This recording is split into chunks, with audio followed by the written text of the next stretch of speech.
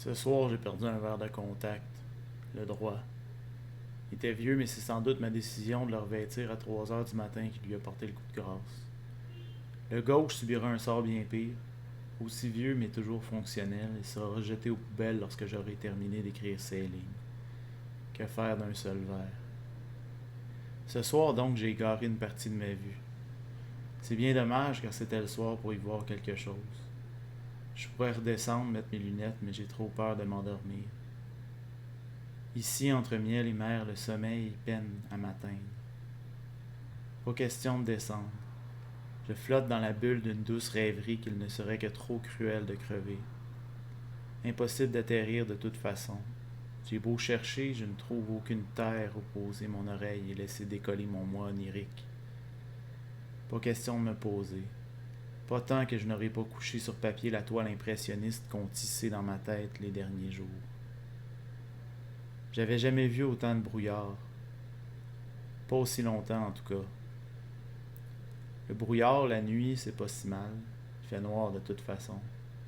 Mais quand le soleil, refusant de se coucher, teinte avec mesquinerie nos vies en gris, on finit nous aussi par ne plus pouvoir débrouiller nos idées et nos sens. À force de ne pas pouvoir voir l'horizon, j'ai restreint mon univers à ma petite coque de fer rouge. Seul point coloré dans ce monde étouffant de ouates mouillées. Lorsqu'il s'est levé, le voile déprimant qui décorerait notre quotidien pour une semaine annonçait la fin de 3 jours de mer agitée et d'embrun sur la côte du Labrador.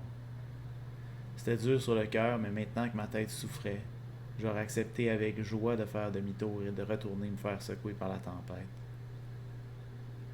Je dis soir, mais c'est une façon de parler, de convaincre mon cerveau influençable que le temps continue de s'écouler, que les jours continuent de passer et que je ne suis pas prisonnier des limbes pour de bon, que je reverrai un coin de ciel bleu et la chaleur d'un sourire. J'ai bien hâte qu'on me libère et que des regards tendres et des bras chauds se posent sur mes épaules et mon cou. Je fixe ma gueule abattue, mal rasée, et je me force à sourire. J'ai l'air convaincant. C'est ce visage que je prendrai aujourd'hui.